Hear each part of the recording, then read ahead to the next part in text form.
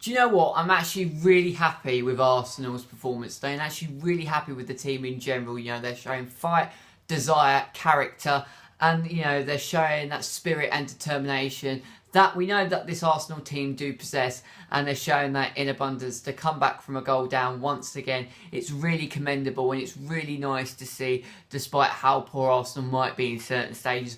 Welcome back to Analysing Arsenal. Of course, this is my Arsenal vlog series where I will be giving my thoughts of every single Arsenal game, and we're back in the Premier League today. We've just beaten Swansea, despite going a goal down, may I say, but we have beaten Swansea in the Premier League by 2 goals to 1. I know this was a 3 o'clock game, and this is going to be coming out at like 9 PM. I've been trying to I've got my other FIFA video out today, and obviously this video I've just been busy just doing loads of stuff. Double upload, I mean, like, calm the heck down. Uploading 2 videos in one day is just absolutely absurd from me. So apologies that this is slightly later, but as ever I will be giving you my thoughts and feelings and digressing into those. And, you know, I'm happy. You know, I'm happy with Arsenal because if you look, you know, since, you know, it's been 2 weeks since we lost to Watford in the Premier League, and, you know, in the last 4 games, well, 3 to be fair, because after the Watford game, we beat Red Star by a goal, and it was a poor game. You know, we just know it was just a poor game right from the get-go. But against Everton, Norwich, and now Swansea, you know, our last 3 games, we've been going a goal down in each of our last 3 games, and we have managed to turn it around and get back into the game. You know, we went 1-0 down against Everton, 1-0 down against Norwich, and of course 1-0 down today against Swansea. But we are showing the spirit, the hunger, the fight and determination to get back into games, which has been questioned. You know, Arsenal's credibility in terms of, you know, when they go a goal down, that they lose their heads and they go out of the game. You know, that has been certainly questioned over the last couple of, you know, seasons. You know, the character that, you know, do Arsenal have, you know, the spirit and fight to actually get back into games when they've gone a goal down. We showed it against Everton, we showed it against Norwich, and now we've shown it against Swansea. Whether we can do the same if we go a goal down to Manchester City in the Premier League next, that remains to be seen. But at the minute, you know, we have got character in the side, particularly going 1-0 down in our last 3 games, and yet again getting the win. Because, you know, you expect Arsenal to win these type of games, but these are the type of games where Arsenal have slipped up on. And these are the sort of games that if you're going to go for like the title or get into the top 4, these are your must-win games. And honestly, you know, Swansea is a bogey team for us. Over the last kind of 5 years, we've lost at least 3 times to Swansea. I remember 2 seasons ago, we lost at the Emirates 2-1 to Swansea. We've also lost to Swansea away from home by 2 goals to 1. That was when Bagpuss was absolutely insane for them. So there's been bad blood and bad history, you know, between Arsenal and Swansea. And the game started, and to be fair, we've absolutely controlled the game from start to finish. You know, we had so many chances. We had 73% of possession. It was very much a game which you expect Arsenal to do when they are, you know, at home at the Emirates, bossing a mid-table side. You know, we had 17 shots. We only had 5 shots on target. We need to work on actually converting our chances to really clear-cut opportunities. You know, our shots were like going far wide or, you know, up and over. You know, they weren't clear-cut chances. We only had 5 real strong chances. Obviously, we scored 2 of them. Swansea having 4 shots and 2 on target. And, you know, I'd say in the first, before they got their first goal, first 20 minutes, we were controlling the game. We weren't creating too much. You know, it was a bit slow, a bit timid. You know, again, it's what you expect to see at the Emirates. You know, Arsenal can either blitz team at the Emirates, you know, absolutely just, you know, put everything up the card, quick interchanging, interlooping, intertwining play, and then just rip apart teams on the break. Or just this slow passing play, side to side, not doing very much with the ball whatsoever. And it was very much like that in the 20th minute. And then Swansea go up the other end, a great ball switched down to the left-hand side, Klukas. And Petr Cech really should be doing better, considering Petr Cech is, you know, is regarded as one of the best goalkeepers the Premier League has ever seen. It's a really, really poor decision by him. He comes out of his goal and Klukas just slots it and slides it into the goal, into the right-hand side to make it 1-0 after the 22nd minute. And I've got to admit, Petr Cech, since coming to Arsenal, it's not the same Petr Cech that was at Chelsea. Now, maybe that comes to, you know, the age of how old Petr Cech is now, but he's certainly not the Petr Cech that won the, you know, the Petr Cech that won the Champions League with Chelsea, won 4 Premier League titles. You know, it's not that Petr Cech anymore. He certainly makes a few too many mistakes for my liking. It was a great goal, credit to Swansea, And at 1-0, I was looking at it and I was thinking, you know, we've got time, you know, we've got at least a good 70 minutes to get back into the game. Let's not panic. Let's just keep the possession, keep the passing, create chances, and in the end, you know, hopefully we will get the goal. And it was very much a game where we were getting chances. Sanchez a great chance. He hit the post. He slided it. We hit the bar at the other side. Kolasinac had a really good opportunity. We had another great opportunity from Mesut Ozil, just skied it. But then finally, the chance comes into the second half. Other side of half-time, Alexandre Lacazette's on the ball. He goes down the right-hand side, chips into Ozil. Ozil goes to the shot. It's blocked. It falls back to Kolasinac. And it is a really, really good goal from Sead Kolasinac. It's not the easiest chance that whatsoever. It really isn't an easy opportunity. You know, he's in a pressurised situation.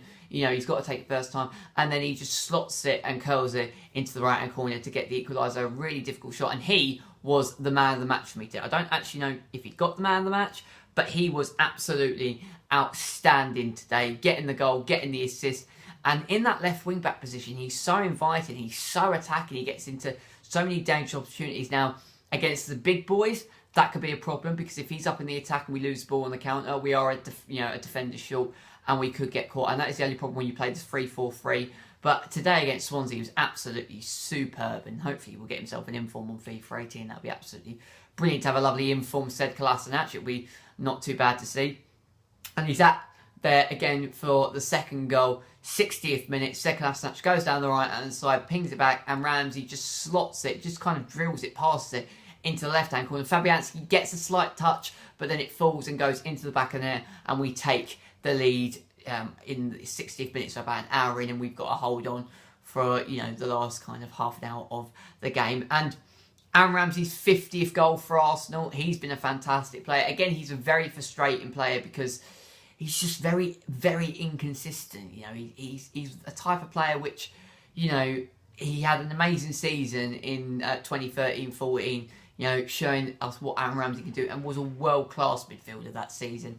But he's just so inconsistent. I've seen Aaron Ramsey, the Aaron Ramsey that, you know, is brilliant, that, you know, creates chances, scores goals, gets into dangerous opportunities, has a fantastic left foot on him. You know, it has got, you know, technically gifted feet. He's so agile. He's so brilliant on the ball. And then I've seen the other Aaron Ramsey that is so frustrating that it's just does nothing, and he, you know, does absolutely nothing to give him service for himself whatsoever. So he needs to be more consistent, but credit to him getting the 50th goal. Great goal. Sead Kolasinac was an absolute beast. Lacazette had a fairly quiet game. Lacazette, Ozil, Sanchez, they didn't really kind of, you know, explode like we saw at Goodison Park, but I still think playing, you know, that front three is going to be absolutely superb, you know, particularly, you know, Ozil, Lacazette, Sanchez, they interconnect, they intertwine, and they gel so nicely. And, you know, they're going to be very, very good, you know, and hopefully they're going to get buckets of goals between them. And in the end, we hold on. Swansea have a couple of decent chances. They did get a goal before we got our second goal. Tommy Abraham was offside, and he was clear offside. He was about a good yard offside. They had a chance. And then, you know, seconds later, we get the second goal. So Swansea had a couple of decent chances. Fabianski made lots and lots of brilliant saves. But in the end, we did deserve it. We had so many chances. We had a lot of the possession. It was a typical game at the Emirates, but Swansea looked dangerous in certain moments. And again, against the big teams, are we going to get punished? But for now, we've won our last 4 games since the disappointment that we saw at Vicarage Road. You know, we've now had 3 occasions when we've got back to winning ways, showing character, and our club is showing a bit of fight, unlike our board members. And I want to quickly touch on this, which was the absolute travesty that what happened at the AGM, you know, on Thursday. It was absolutely shocking. Like, Arsene Wenger, as you know, I want Arsene Wenger to leave, but as I said, now that he's got a 2-year contract, you know, and he's not going to go anywhere, I'm 100% backing him, and I'll be supporting him 100%, you know, even though that it is his time to go and he should leave Arsenal Football Club. But while he's here, while he's got a 2-year contract, I'm not going to whinge and moan and whine, you know, and, you know, his players at the minute are doing well for him. But, you know, while we've got Sir Chips Keswick, you know, Stan Kroenke, even Gazidis in the Arsenal, you know, board of directors, Arsenal will never ever win the Premier League until they're gone. You know, I would have loved to have, you know, Usmanov as, you know, becoming the chairman, you know, the chief executive of the club. He will get stuff done, just like David Dein did when he was at the club.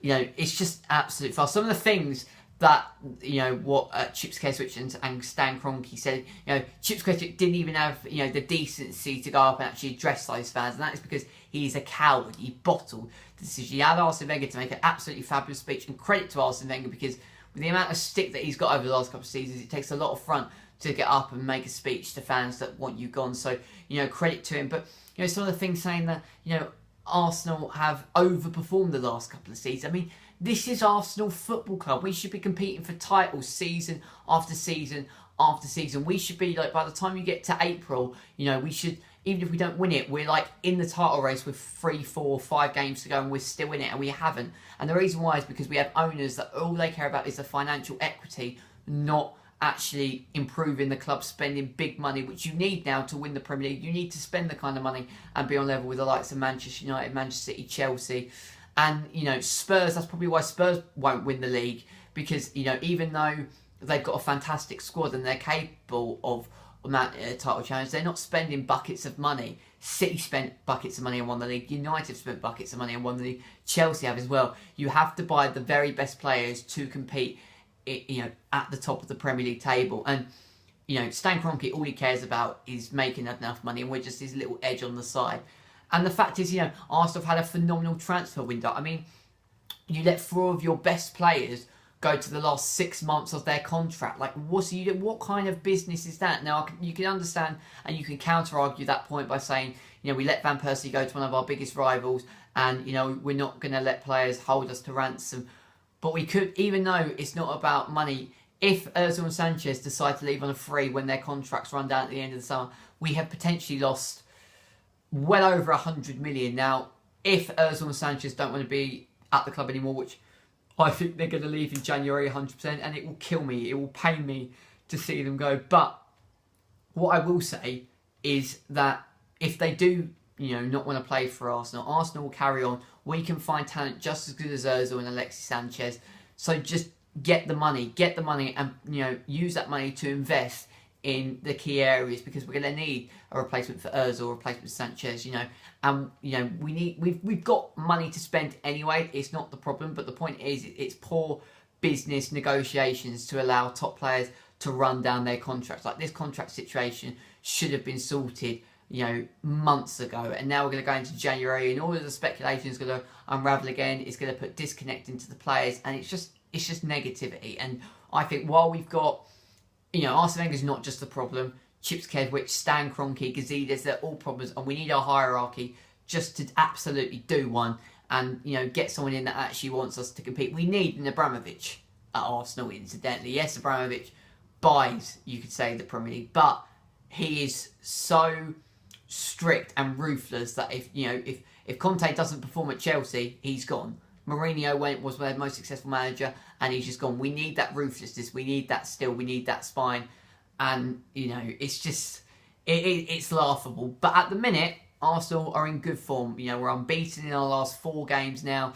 We've got Red Star on Thursday back in the Europa League at the Emirates. And then it's the big one. We've got Manchester City at the Etihad next Sunday. And that is really going to be the test to see whether this Arsenal team have got the fight, desire and spirit. If they can go and get a win at the Etihad, it will be absolutely huge. It will be an incredible result if they can get anything from that game.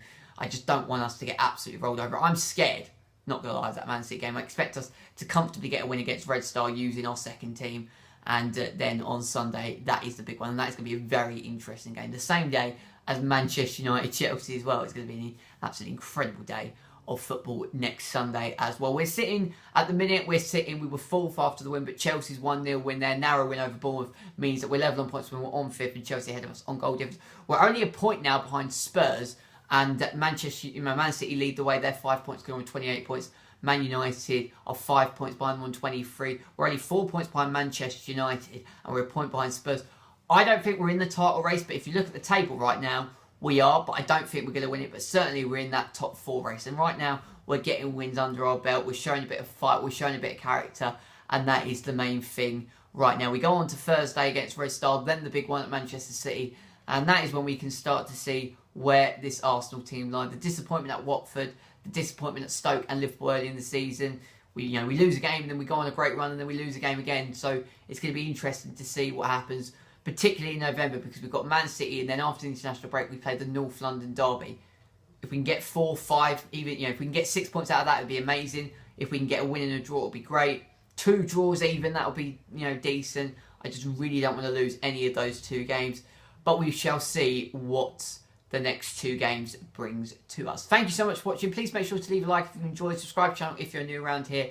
And also, don't forget to check out all my other content as well. Subscribe, as well as I said, for more great content. This is DJ Bagpuss signing out, and I shall speak to you later. Allies and Arsenal returns Thursday for the Europa League encounter. Until then, I shall speak to you soon. 5th in the Premier League table, boys, and 4 wins in succession as well. Come on, you Gunners. See you all soon.